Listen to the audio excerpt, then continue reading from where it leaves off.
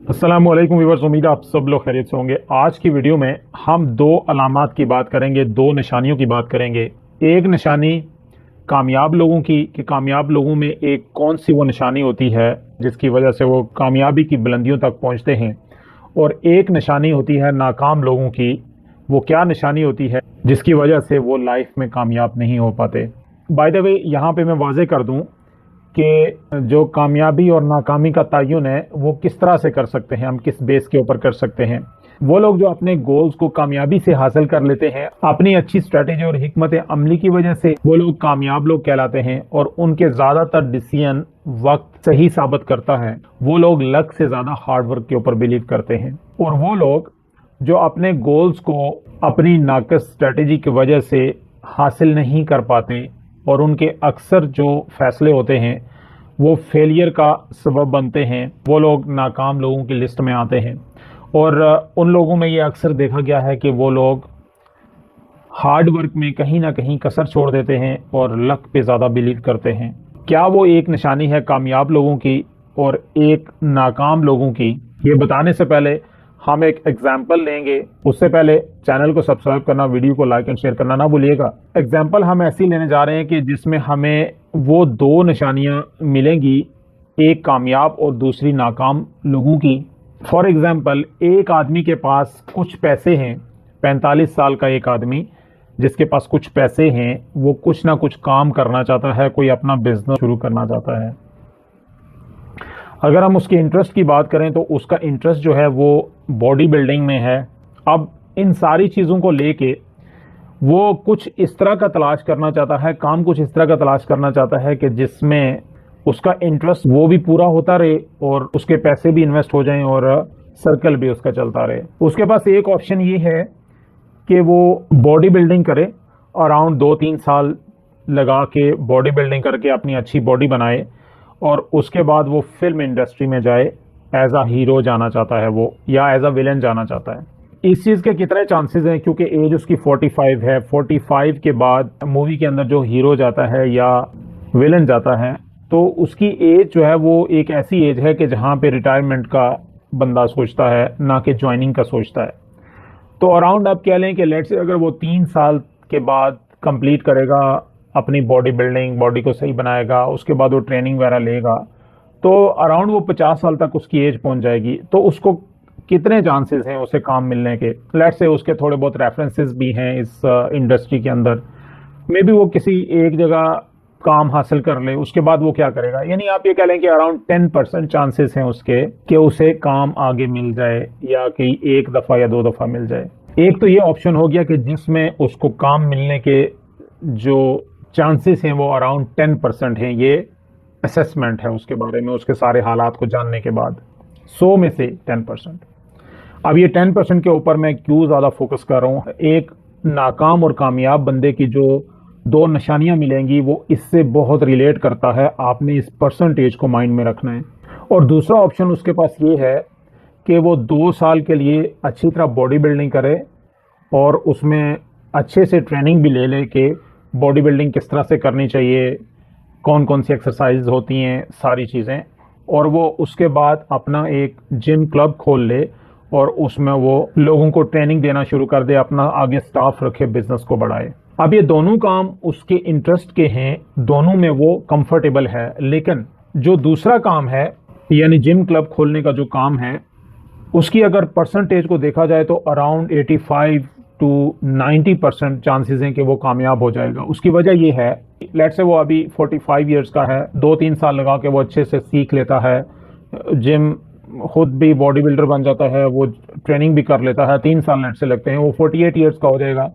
उसके बाद अपना वो जिम क्लब खोलता है, 5-6 साल उसे अच्छे तरीके से देखता है। जब उसकी एज ऊपर होती जाएगी, उसके बाद वो अपनी स्टाफ की हायरिंग करता रहे, आगे उसका बिजनेस चलता रहेगा। वो 70 ईयर्स का हो, वो 80 ईयर्स का हो, 90 का हो, उसका बिजनेस चलता रहेगा, स्टाफ आगे चलाता रहेगा। लेकिन अगर दूसरी साइड के ऊपर देखें तो वो काम ही ऐसा चुन रहा है कि उसने हीरो बनना है, उसने फिल्म इंडस्ट्री के अंदर जाना है, हीरो बनना है, जिसके सिर्फ 10% चांसेस लगते हैं।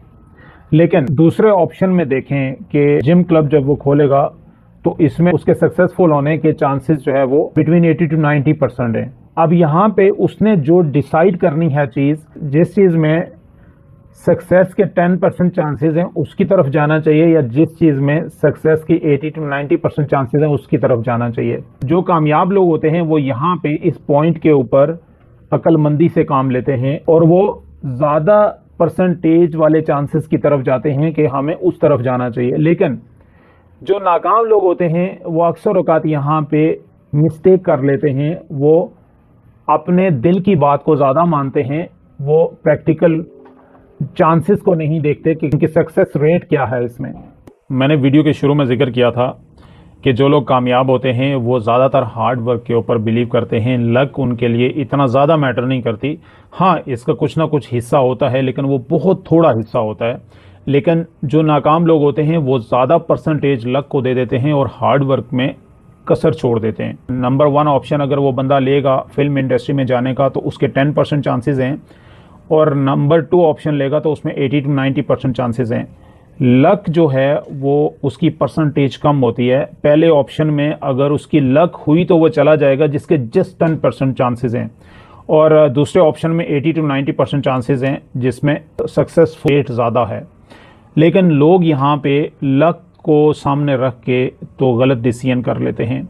एक बहुत ज़्यादा आर्ग्यूमेंट ये आता है कि फ़लाँ आदमी था, वो जब पैदा हुआ है तो जद्दी पुश्ती वो मिलियनर था या बिलियनर था, उसके बाप के पास पैसा था, वो पैदा हुआ है, उसने कोई मेहनत नहीं की लेकिन वो मिलियनर बिलियनर पैदा हुआ है। अब यहाँ पे अगर हम देखें तो 2 चीज़ें हैं इसमें। एक तो ये है कि अगर वो मिलियनर और बिलियनर पैदा हुआ है तो उसके पीछे उसके बाप की मेहनत है। ठीक है, उसकी किस्मत है, लेकिन कितने लोग हैं जो कि मिलियनर और बिलियनर पैदा होते हैं, उनकी परसेंटेज भी कम है। अगर ओवरऑल हम देखें तो आपको शायद 100 में से कोई 2 बंदे या 4 बंदे मिलते हैं कि वो मिलियनर या बिलियनर पैदा होते हैं। लेकिन अगर हम पूरी आबादी को देखें तो कितने बंदे ऐसे हैं जो मिलियनर और बिलियनर पैदा होते हैं। तो इसलिए अल्लाह ताला ने ये वादा किया हुआ है कि आप हार्ड वर्क करो, मैं उसका रिटर्न दूंगा। मतलब ये पॉसिबल ही नहीं है कि आप राइट डायरेक्शन में हार्ड वर्क करते हैं और उसका आपको रिटर्न ना मिले। हमेशा मैंने अपनी प्रैक्टिकल लाइफ में ये देखा है, जहाँ जहाँ मैं कामयाब हुआ हूँ वहाँ वहाँ मैंने अपने आप को कंपेयर किया है जो मेरे साथ के दूसरे लोग हैं कि अगर वो लेट से जो नहीं कामयाब हो सके तो मुझे फिर खामियां नज़र आई हैं कि फ़लाँ बंदे ने ये कमी छोड़ी थी इसलिए वो पीछे रह गया, मैंने ये कमी पूरी कर दी, मैं आगे निकल गया। जिस काम में मैं पीछे रह गया दूसरा बंदा आगे निकल गया, तो उसमें भी बंदे को वाज़े तौर पे पता चलता है कि मैंने ये कमी छोड़ी थी, उसने ये कमी नहीं छोड़ी, वो आगे निकल गया। आप जिस फील्ड में होते हैं आप उसमें कंपैरिजन ज़रूर करते हैं, उससे आपको अच्छे तरीके से आइडिया हो जाता है। तो हम कंक्लूजन ये कर सकते हैं कि हार्ड वर्क की परसेंटेज ज़्यादा है सक्सेस के अंदर, लक की कम है। तो हमें हार्ड वर्क के ऊपर ज़्यादा बिलीव करना चाहिए क्योंकि अल्लाह ताला ने ये वादा किया हुआ है कि हार्ड वर्क का रिटर्न वो ज़रूर देगा।